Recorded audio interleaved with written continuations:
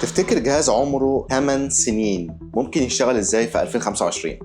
انا معايا هنا الاي ماك 27 بوصة ال 2017 وجربته ودي كانت النتيجة.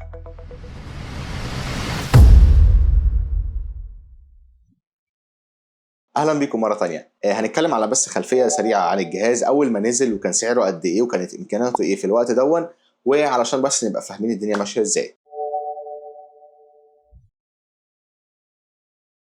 طيب الجهاز اول ما نزل في 2017 امكانياته كانت عامله ازاي؟ اولا ما كانش لسه فيه طبعا الام سيريس بتاعه الام 1 و2 الحاجات دي، يعني كانت كلها الانتل. البروسيسور كان انتل والكارت الشاشه كان اي ام دي انتل كور اي 5 او 7. طبعا اللي معايا هنا كور اي 5 بيبقى نازل برام اللي هو البيس موديل بيبقى نازل ب 8 جيجا، وكارت الشاشه طبعا اللي هو الاي ام دي راديون 570 يا اما 580 يا اما 575. اللي معانا هنا دلوقتي 570 رامات 24 جيجا. انا طبعا مزود له الرامات بتاعته. ابل اصلا اول ما اعلنت على النوعيه دي من الاجهزه وهي الاول ان وان، يعني انت معاك كله في شاشه واحده، انت تحط بس الباور وتحط الايه وتوصل الماوس والكيبورد، طبعا اللي هم بيبقوا بلوتوث اصلا. انت كده اصلا لو مش عايز تجيب الحاجات بتاعت ابل، انا مثلا عندي هنا الماوس جايبه يعتبر رخيص جدا، وعندي الكيبورد هنا دي بتاعت ابل بس القديمه خالص، يعني اللي هي من العصر الحجري اللي هي بتبقى يتحط لها هنا بطاريات، فدي قديمه، دي عادي شغال ما بتقولش لا يعني، فشغال بدول. طيب تعالى نتكلم على المميزات بتاعته اول ما نزل الجهاز. وخليني اقول لك برضو افكرك ان وقت ساعتها كانت مميزات فظيعه ما كانتش موجوده اصلا قبل كده. طيب ورقم واحد وهي الشاشه الجباره ال 5K، الواناتها رهيبه.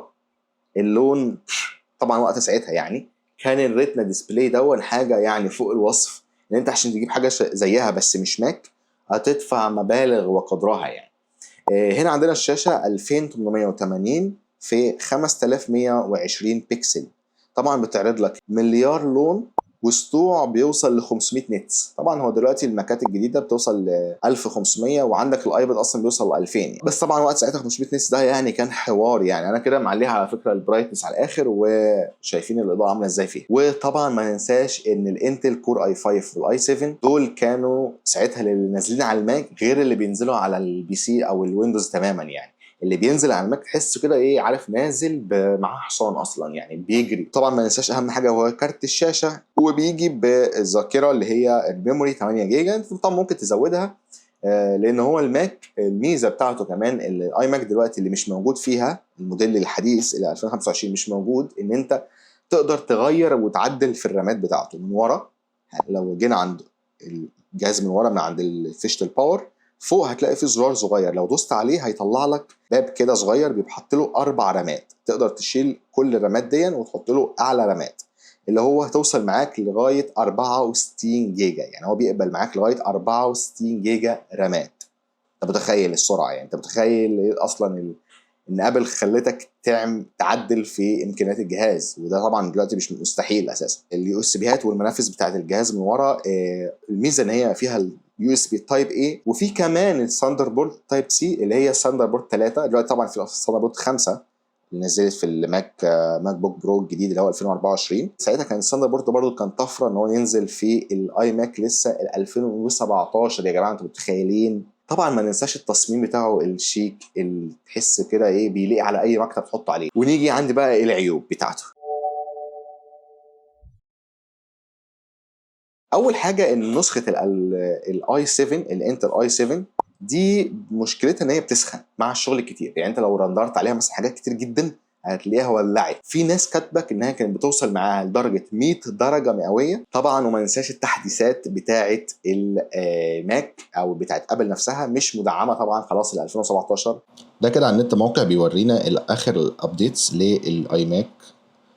هنا احنا بنتكلم على الاي ماك هنا دون الريتنا 5K الميد 2017، ده اللي احنا بنتكلم عليه. هنا بيقول لك ان هو نازل اخر تحديث له وهو الفنتورا اللي هو الماك او اس 13 يس، اللي بعديه سونومنا 14 ده نو، السكويا نو، والاخير التوهو دون ده برضو نو. يعني ده اخره معانا اللي هو الفنتورا اللي هو ال 13 ده الايه ال 2017 موديل.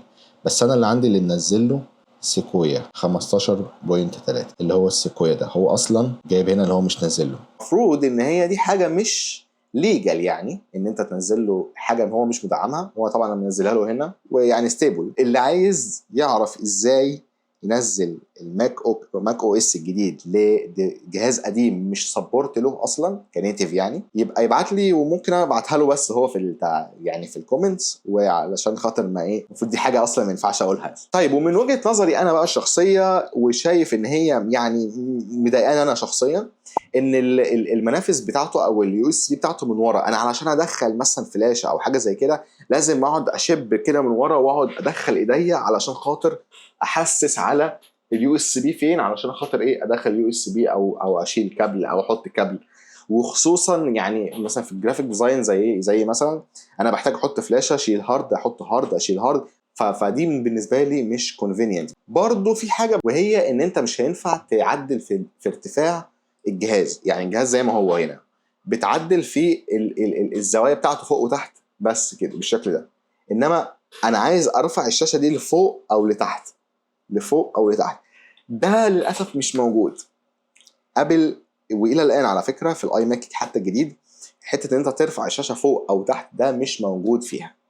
ممكن تكون موجوده في الشاشه اللي ابل عاملاها شاشه كده بس لوحدها، اللي انت بتوصلها بقى بالاي ماك او توصلها باللابتوب مثلا، اللي هي الجديده، اللي هي البرو مش العاديه. هي عامله شاشتين صحيح، في واحده البرو اللي هي غاليه قوي قوي قوي دي، وفي واحده العاديه.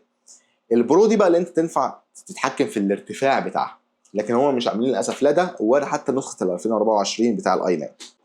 نيجي بقى عند التجربه العمليه. فعلا انا راجل عايز اشتغل على الاوفيس، عايز اشتغل اتصفح الويب، هل ده هيلبي لي الكلام دون ولا لا؟ هنا مثلا عندي وانا بتصفح على الويب، انا شايف ان التصفح على الويب وسواء مثلا مكالمات زوم او ان انت تكتب عليه مش عارف تستخدم برامج الكتابه، كل ده هو يقضوها لك وتمام ومفيش مشكله، مش هيقول لا.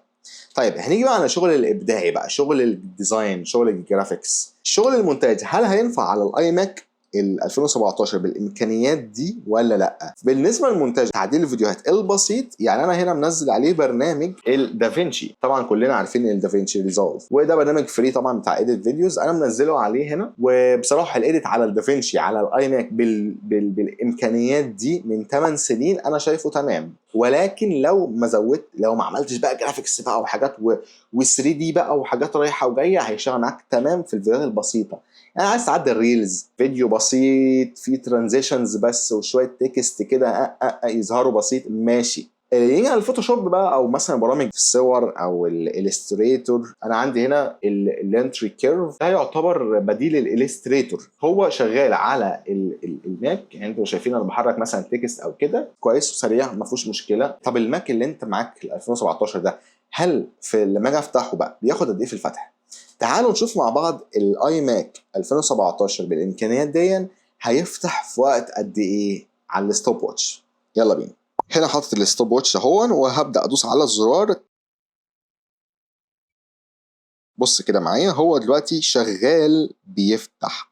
جاب الابل اهي.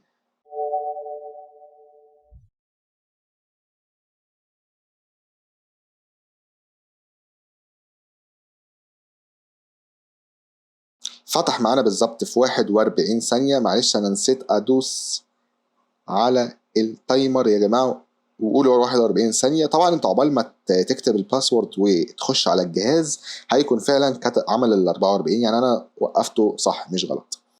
طيب تعالى نتكلم بقى ايه في الخلاصه. وبصراحه انا شايف انه كتابه مثلا هتكتب عليه، سواء تكتب عليه محتوى، هتكتب عليه مثلا مقاله معينه، هتبرمج عليه، مفيش مشكله، يشتغل معاك تمام زي الفل. بالنسبه لشغل الاوفيس، النت، صفحه على النت تشوف المواقع، تشوف اليوتيوب عليه، الكلام ده زي الفل لسه بخيره.